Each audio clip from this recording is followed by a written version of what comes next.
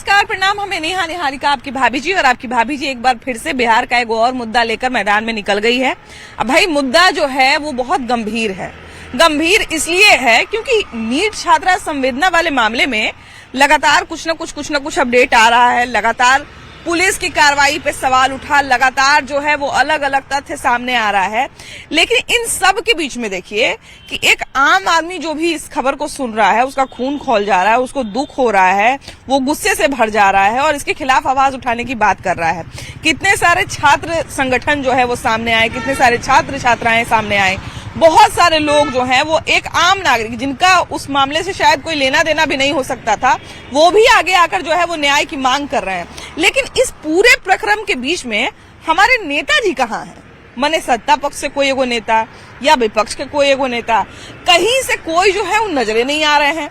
जनता को अगर पता होगा तो शायद वो लोग हमको बताएगी। इसलिए हम सोचे हैं ना कि जरा जनता के बीच में चलते हैं और जरा उनसे जानते हैं कि संवेदना वाले मामले पर आखिर नेताजी चुप क्यों हैं। आइए, इतना गंभीर मामला है और इसको कोई भी पार्टी, कोई भी नेता गंभीर विषय नहीं समझ रहा है, इस पर कुछ भी बोलने से बच रहा है। ऐसा क्यों हो रहा है? ऐसा ही अब सरकार ही बता सकती है। तो वो इस मैटर पे किसी कोई एक्शन ले नहीं रहा अभी फिलहाल। इस मैटर में तो अभी सम्राट चौधरी फिर एक फरवरी को पटना बंद रखने का ऐलान किया है। अब उसी मुद्दे पे उठा है ये बात। अभी जो नीट छात्रा वाला मामला हुआ है, इससे अगर हम ये कहते हैं कि हर माँ बाप जो जिनके बच्चे यहाँ पे, जिनकी बच्चियां यहाँ पे रह रही हैं हॉस्टल में, वो सब चिंता में पड़ गए हैं, तो हमको लगता है हम गलत नहीं है। सारे माँ बाप जो है चिंता में भी पड़ गए हैं। ये बिल्कुल जायज है। सरकार को सुरक्षा के दृष्टिकोण से हॉस्टलों के लिए एक नियम बनानी चाहिए, नीति बनानी चाहिए कि जिससे कि छात्र हो या छात्राएं हो, सभी लोग सुरक्षित महसूस कर सके। ये जो घटना है एकदम बहुत दिल दहला देने वाली घटना है। देखिए, घटना जिस तरह से भी हुआ हो, लेकिन हॉस्टल से जुड़ा हुआ मामला है तो ये बहुत दूर तक लोगों को जो है सो कुचेड़ रहा है। क्योंकि गांव देहात से लोग यहाँ पर अपने बच्चों को सपना दिखा करके यहाँ भेजते हैं कि बेहतर तरीके से पढ़ाई करना है। लेकिन ये जो माहौल पैदा हो रहा है, इससे गार्जियन चिंतित हैं, परेशान हैं कि हमारा बच्चा क्या करेगा। अच्छा भैया, एक बात बताइए कि आप चिंतित हैं, हम चिंतित हैं, एक आम आदमी भी जो सुन रहा है इस विषय के बारे में वो भी चिंतित है। लेकिन इतने बड़े विषय होने के बावजूद, इतना बड़ा मुद्दा होने के बाद भी कोई नेता, कोई मंत्री, कोई भी मतलब विपक्ष का नेता, कहीं से कोई जो है वो आवाज उठाने के लिए इसके खिलाफ तैयार नहीं है। एक बात हम आपको बताते हैं, बातें थोड़ी बड़े बड़े लोगों के लिए थोड़ी करवाहट वाली होगी। बांझन क्या जाने परसूती का हाल है। जिसका बच्चा, आप पटना के लोकल हॉस्टलों में आप किसी IAS के बच्चा को पढ़ते देखे हैं, सुने हैं आज तक? लेकिन उनके बच्चे भी तो कहीं विदेश में बाहर रह के पढ़ते होंगे। वो विदेश में पढ़ते हैं, जो यहाँ पे सुरक्षा में घेरा में रहते हैं, उनके बच्चे भी वहाँ सुरक्षा घेरा में रहते होंगे, उसमें कोई डाउट नहीं है। हाँ। जो लोग अपने बच्चों का बेहतर पढ़ाई के लिए विदेश भेजते हैं, तो आप खुद सोचिए कि उनके पास संसाधन कितना है जो वो विदेश भेज रहे हैं। बिल्कुल। आप हों या नॉर्मल हम लोग हों या कोई भी लोग हों, यहाँ पर जो बच्चे को 5,000 रुपया मंथली देते हैं, अगर कोई आदमी बच्चे को विदेश में पढ़ा रहा है तो उनको पढ़ने के लिए वो लाखों रुपया महीना देते होंगे। बिल्कुल। तो स्पष्ट है कि सरकार की वन एजुकेशन वन पॉलिसी है नहीं। कि ये जो नीट छात्रा वाला मामला हुआ है पटना में, इसकी जानकारी है कि नहीं? जी बिल्कुल जानकारी है। इस मामले को किस तरह से देखते हैं आप? ये तो बहुत बिगड़ती हुई और ये बहुत पहले से चला आ रहा है। इस तरह की कई घटनाएं हो सकती है, आगे भी हो सकती है। और कई घटनाएं शायद एक तरह से कहा जाए कि शर्मिंदगी से हो या डर से हो या लाचारी से हो, दब भी जाता है। हाँ, दब भी जाती है। दब भी जाता है। अब संयोग है कि भाई ये घटना उभर कर सामने आई मीडिया के द्वारा, और इसमें तमाम रसूख वाले लोग, जो ऊंचे लोग हैं, वे लोग भी इसमें शामिल हैं।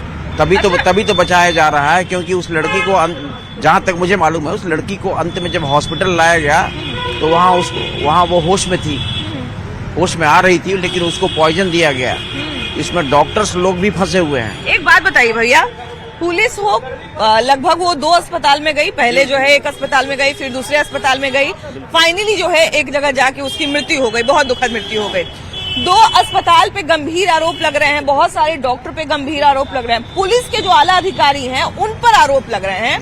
लेकिन इस बात की जिम्मेदारी लेने के लिए न सत्ता पक्ष से कोई तैयार है, न विपक्ष का कोई आदमी घेराबंदी कर रहा है। ये निश्चित रूप से विपक्ष हालांकि कांग्रेस ने प्रदर्शन किया है, कल परसों कांग्रेस ने इस पर हल्ला बोला है, लेकिन जो अभी जो सत्ता पक्ष के साझीदार लोग जो हैं, भाजपा के साझीदार जो दूसरी पार्टियां हैं, वे तो उस पर कोई मतलब इतनी चुप्पी साधे हुए हैं। मतलब कम से कम जिनकी सरकार है उनको आगे आकर ये जिम्मेदारी तो लेनी चाहिए कि हाँ चूक हुई है, लेकिन अब चूक नहीं होने देंगे। बिल्कुल प्रोटेस्ट करना ही चाहिए, प्रतिरोध करना ही चाहिए, बल्कि जन संगठनों ने किया है, महिला समाज ने किया है, बिल्कुल, बिल्कुल, हाँ, बिल्कुल, बिल्कुल। तो और लोगों ने किया है, लेकिन सिविल सोसाइटी को भी जितना प्रतिरोध करना चाहिए। भैया ये सिविल सोसाइटी की ही देन है, कहा जाए बहुत सारे छात्राओं ने, पटना कॉलेज के छात्र हो गए या उनके जो सहपाठी हो गए, उनके प्रदर्शन के कारण ये मामला आगे बढ़ा, वरना जिस तरह से प्रशासन का रवैया था, ये मामला तो किस ठंडे बस्ते में चला जाता पता भी नहीं चलता। जी बिल्कुल बिल्कुल सही कहा आपने। तो ये तो कहा जाए कि ये जागरूकता ही है इस राज्य के लोगों की कि उन लोगों ने जिस मुद्दे को उठाया। लेकिन हम लोगों को ये समझना चाहिए कि देखिए ऐसी घटनाएं बंगाल में कम होती है। इसके कारण सिर्फ ये नहीं है कि कोई अपराध में वृद्धि हुई है, इसका कारण थोड़ा आप सामाजिक रूप भी देखिए, जेंडर इनइक्वालिटी है पूरे देश भर में। बंगाल केरल को छोड़ दें जो सबसे शिक्षित राज्य हैं, तो यहाँ तो है कि 900 महिलाओं पर 1000 पुरुष है। बताइए कि आप यहाँ अकेले रहती हैं कि हॉस्टल में रहती हैं, पीजी में रहती हैं, घर फ्लैट पे रहती है। फ्लैट पे रहती हैं। अच्छा, आपने हॉस्टल और पीजी के बजाय जो है वो फ्लैट क्यों प्रेफर किया? पहले हॉस्टल में रहती थी, उसके बाद अब फ्लैट प्रेफर किया है। तो हॉस्टल में खाना अच्छा नहीं होता है, वहाँ का मेंटेनेंस नहीं होता है, वहाँ पे ये सारा कुछ बहुत ज्यादा वहाँ पे अवॉइड किया जाता है, हाइजीन नहीं होता है। कई तो मेरी खुद की एक बहन रहा करती थी हॉस्टल में, उसने बताया कि एक टाइम के बाद उसके खाने की पूरी इच्छा ही मर गई थी और उसकी तबीयत भी बहुत इसलिए होता है क्योंकि वो लोग जैसे ट्यूसडे को वो लोग किसी चीज का भी सब्जी बनाए, मान लीजिए वो आलू का ही हुआ, वो सैटरडे तक चलता है क्योंकि खिचड़ी के साथ वो चोखा देना है, तो वो उतने टाइम तक चलना होता है, उसको प्रिजर्व करके रखा जाता है।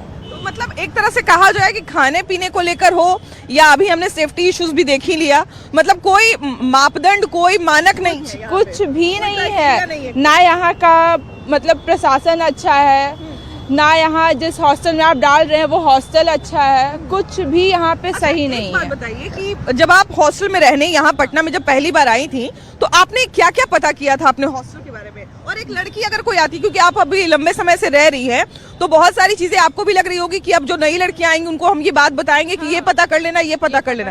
तो एक लड़की जब नई आती है पटना में तो उसको क्या क्या पता करना चाहिए? उसको सबसे पहले ये पता करना चाहिए कि यहाँ का इन्वायरमेंट कैसा है, और इन्वायरमेंट, पहली बात तो बिहार का इन्वायरमेंट ही सबसे गंदा है हॉस्टल के बेसिस पे। तो सारे हॉस्टल का सेम कंडीशन है, चाहे वो कोई भी हॉस्टल हो। मतलब जो बड़ा से बड़ा फैसिलिटी देने का दावा करते हैं उनकी भी दावा वही होता ही है, सब वही चीज है, सिर्फ दावा दे रहे हैं, और अगर दे भी रहे हैं तो बहुत घटिया तरीके से और बहुत घटिया क्वालिटी यूज करके दे रहे हैं। लेकिन हॉस्टल वाले तो कहते हैं कि हम जो है वो अगर जरा सा भी हम कुछ इधर उधर देखेंगे लड़कियों को तो माँ बाप को फोन करेंगे, तो चार किसी को आता है, वो सिर्फ कहने की बात है। वो जो रात में 9-10 बजे के अराउंड सब्जी जब सब लोग खत्म हो जाता है तब वो लोग लेने के लिए पहुँचते हैं वहाँ पे। अच्छा, ये कंडीशन है। हाँ, मतलब जब सब कुछ खत्म, जब कुछ रहता नहीं है हाथ में कि इसको सुधारा जा सके, तब सुधार की बारी आती है। और सब्जी में सबसे ज्यादा वो लोग कलर लाने के लिए रेड चिली पाउडर यूज करते हैं। ये एवरी हॉस्टल में होता है। मतलब खाने को लेकर भी बहुत बड़ा कंसर्न, बहुत ज्यादा ही बड़ा कंसर्न है। अगर खाना बढ़िया हो जाए ना तो बच्चा पीजी या अकेले कभी नहीं रहेगा। मतलब कई तो हमारे घर की बात हम बता रहे हैं, कई सारे बच्चों का जो है ना, मतलब एक तरह से कहा जाए कि उनका हाइजीन पूरा का पूरा खराब हो गया क्योंकि उनको बढ़िया खाना जो है वो हॉस्टल में मिल नहीं पा रहा था। बात बताइए, अभी जो आपके बाद लड़कियां, मान ली जाए कि आपकी फ्रेंड्स हैं या जो भी है, अगर यहाँ पे हॉस्टल लेने आती है तो उनको क्या सजेस्ट करिएगा? उनको अपने हॉस्टल के बारे में, उसके एनवायरनमेंट के बारे में क्या क्या बातें पता करनी चाहिए? पहले तो उन लोग को अपना इन्वायरमेंट देखना पड़ेगा कहाँ पे, क्योंकि आजकल तो लड़कियां सेफ है ही नहीं, कहीं भी हो, चाहे वो कितना भी सर्च करे, लेकिन अनफॉर्चुनेटली वो हो ही जाता है जो नहीं चाहते लोग। फिर भी जो हॉस्टल्स और पीजी जो दावा करते हैं कि हम एकदम प्योर खाना देंगे, प्योर सुरक्षा देंगे, प्योर एकदम आपका स्वच्छ कमरा देंगे, हम इतने बार साफ सफाई करवाते हैं, हम इतने बार ये जो पहले लुक में जो हॉस्टल, क्योंकि मैंने भी अपनी बहनों के लिए हॉस्टल देखा है जो दूर रहा करती थी और जो यहाँ मेरी दूर की बहनें जो यहाँ रहे, तो हमने भी कुछ हॉस्टल्स घूमा है। तो पहले तो एक कमरे में प्लाई लगा लगा के वो लोग 3 कमरे बना देते हैं, रहने की जगह बहुत कम होती है, लेकिन दावा बहुत बड़ा बड़ा करते हैं। क्या उन दावों में सच्चाई होती है? नहीं, सच्चाई तो नहीं रहती, क्योंकि हॉस्टल का खाना भी बहुत खराब रहता है, अच्छा रहता नहीं है। बस वो बोलते हैं ऐसा खाना, लेकिन उससे तबीयत खराब हो जाती है लोगों की, और फिर रहने की फैसिलिटी भी अच्छी नहीं है वहाँ की, मोस्टली नहीं रहती है। लोग मतलब अच्छे से होता नहीं है प्रॉपर तरह से, मतलब अगर उनको कहीं की जानकारी नहीं है तो बस किसी तरह से रहने के लिए हॉस्टल ज्वाइन कर लेती है। जी। तो सरकार को बस किसी स्पेस इंडिविजुअली देना चाहिए कि मतलब उस ओनर का केवाईसी होना चाहिए, प्रूफ होना चाहिए, उसी को ये हक मिलना चाहिए कि वही हॉस्टल चलाएगा। बहुत दुखद बात है कि हमारे यहाँ नॉर्मल आदमी हॉस्टल खोल के उसको नहीं रख कोई सकता भी है। हॉस्टल खोल लेता है यहाँ। नहीं, तो वो चीज नहीं होना चाहिए। एक रूम खाली है तो कल से हम हॉस्टल खोल लेंगे, पीजी खोल लेंगे, कोई नहीं, रुकने वो वाला चीज नहीं होना चाहिए। वो सरकार को वो देना चाहिए किसी एक ही को ऐसा चीज कि मतलब उसी को होना चाहिए। वो सरकार उसका सब चीज करे, जांच पड़ताल करे, तभी उसको वो हक मिलना हमारे चाहिए। यहाँ देखिए कि हमारे यहाँ मतलब जितने बड़े बड़े शहर हैं, लखनऊ हो गया, दिल्ली हो गया, मुंबई हो गया, यहाँ पे हॉस्टल पीजी के लिए बहुत सारा मापदंड तय किया गया है, लेकिन पटना में कोई नहीं, वैसा ही होना चाहिए। उसका हर चीज मतलब ओनर का हर चीज देना पड़े, आधार कार्ड रहे, सब सरकार के पास रहे। हम लोग देखते हैं ना कि मतलब झगड़ा बहुत जोर से हो रहा है, लग रहा है पता नहीं क्या ऐसा कर दिया है, क्या ऐसा बोल दिया है। वहां पर जाइए तो पता चलेगा कुछ नहीं भाई, गुटखा खा के एजा पर थूक दिया था, वही के लिए झगड़ा हो रहा है। मतलब बात छोटा सा निकलता है, लेकिन झगड़ा ऐसा होता है, आदमी का गुस्सा ऐसा होता है कि लगता है कि सारा जमीन जायदाद पूरा जिंदगी दाव पे लगा हुआ है। नेहा जी, एक शब्द है इनकॉम्पिटेंस, अक्षमता। तो अक्षमता शब्द को अगर एनालिसिस किया जाए उसको, तो अक्षमता से होता है फ्रस्ट्रेशन। तो सोसाइटी में आज के टाइम में इतना फ्रस्ट्रेशन बढ़ गया है, और फ्रस्ट्रेशन अलग अलग कारण है उसका। उसमें आप उसका इकोनॉमिकल किसी भी आदमी का कंडीशन समझिए, सोसाइटी में उससे लोग किस तरह से बिहेव करते हैं वो भी एक कारण हो सकता है। तो रोड पे झगड़ा होना, किसी बात के लिए छोटा बात को टेंशन बना देना, अब कहीं ना कहीं वो एक फ्रस्ट्रेशन है। लड़ाई का कहीं का गुस्सा कहीं निकाल रहे हैं। तो फ्रस्ट्रेशन को आप कहीं निकाल रहे हैं, तो कहीं ना कहीं आप आंतरिक तनाव से जूझ रहे हैं। तो ये एक कारण होता है गुस्सा आने का। और आज के टाइम में जो सबसे ज़्यादा सोसाइटी में जो एक दूसरे को ओवरटेक करने का जो मेंटलिटी बढ़ते जा रहा है, गरीब आदमी देख रहा है कि शहर में लोग कार से कैसे घूम रहा है, कार पे घूमने वाला लोग सोच रहा है कि फॉर्चूनर पे काहे नहीं घूमे, ठीक है ना। जो जिला परिषद है सोच रहा है विधायक क्यों नहीं बने, विधायक सोच रहा है कि हमको मंत्री बनाएगा कि नहीं बनाएगा, ठीक है ना।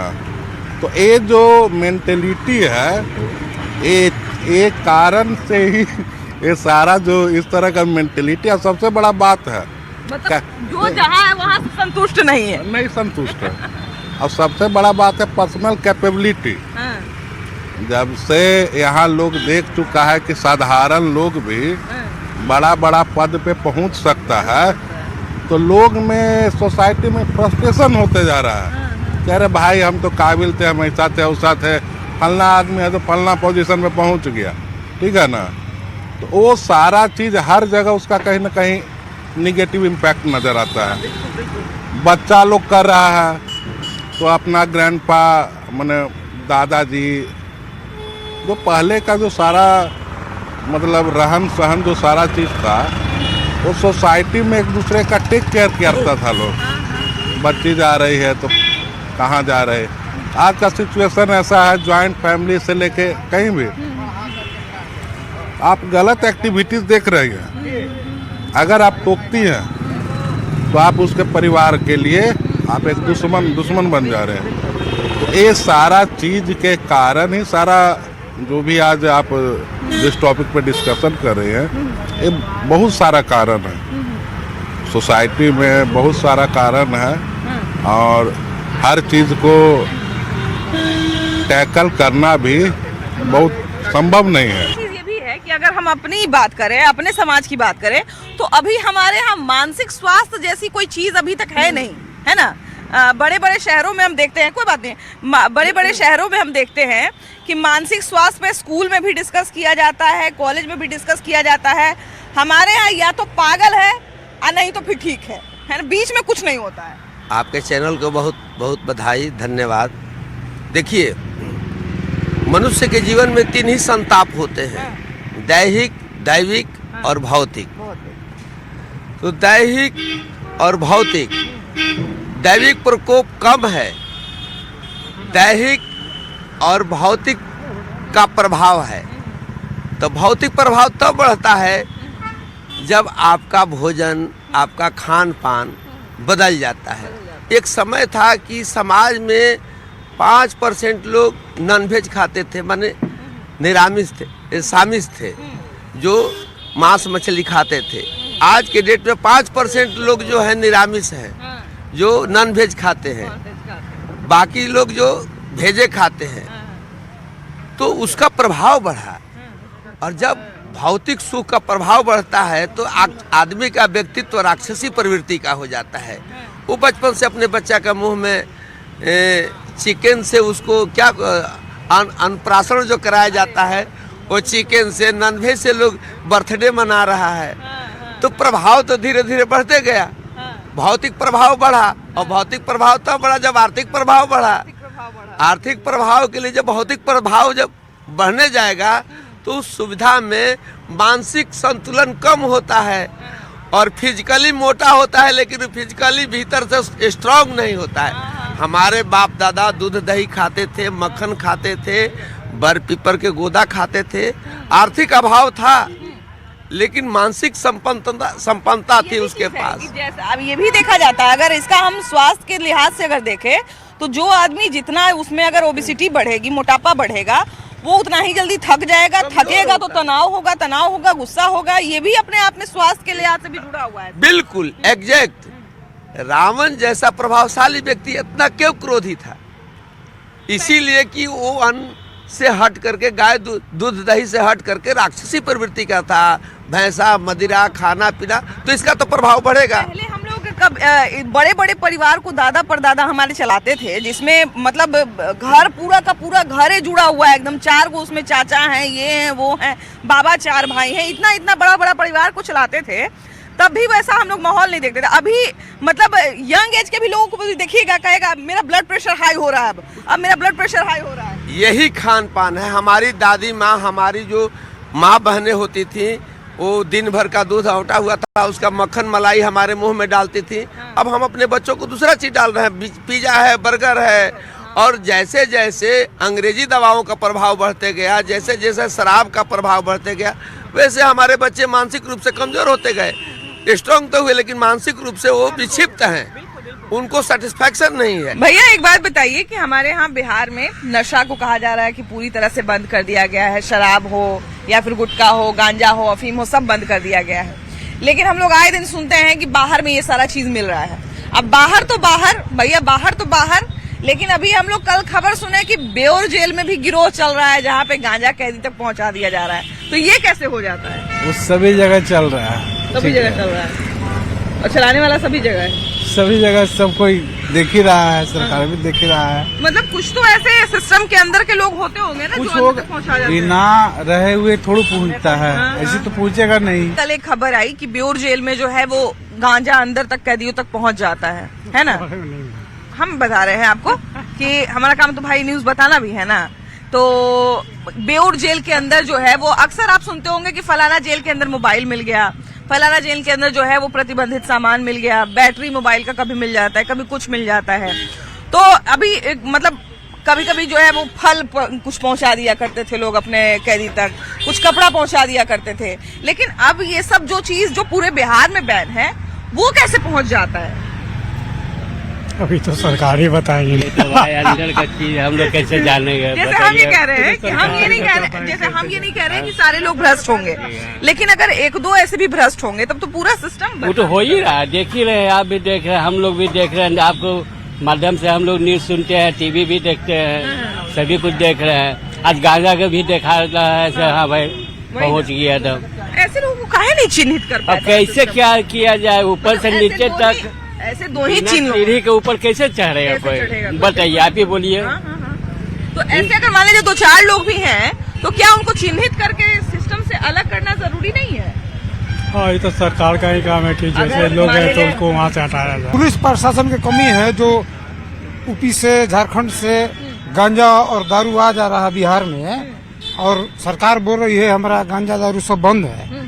कहाँ नहीं, कौन शहर में गांजा दारू नहीं मिल रहा? जैसे मान लीजिए भैया कि बहुत सारे लोग कहेंगे कि सब जगह सरकार का नजर थोड़ी रहेगा, नहीं रहेगा, लेकिन बेउर जैसा जगह पे जहाँ पे कहता है कि भाई पटना के सबसे सुरक्षित जेल है, सीसीटीवी कैमरा नहीं है, कि पहरेदारी नहीं है, कि क्या नहीं है, कि वहाँ पहुँच जाता है ये सब सामान। सही बात है। अच्छा, कोई भी जेल में इतना पहरेदारी रहता है तो यूँ कैदी तक उसका सामान पहुँच जाता है, तो खाने वाला सामान पहुँच जाता है, तो पीने वाला सामान पहुँच जाता है, और जेल के अंदर पहुंच जाता है। पहुँच जाता है। ये कैसे मान लीजिए कि चलिए ठीक है, सब भ्रष्ट नहीं होंगे, 2 आदमी भ्रष्ट होगा, 1 आदमी भ्रष्ट होगा, लेकिन उसको पहचानना ना पड़ेगा। पहचानने के लिए उसमें जितने भी ये बाहर का पुलिस जो है, जो कि 3 शिफ्ट में ड्यूटी रहता है, तो इधर से लोग जाता है प्रशासन के ही एथी पर कहीं रख देता है, अपना वो लोग लेता है, इसी तरह से अच्छा। होता है। मतलब मेरे समझ से प्रशासनिक के नाम पर वो लोग रख देते हैं। लोग रख लेते हैं।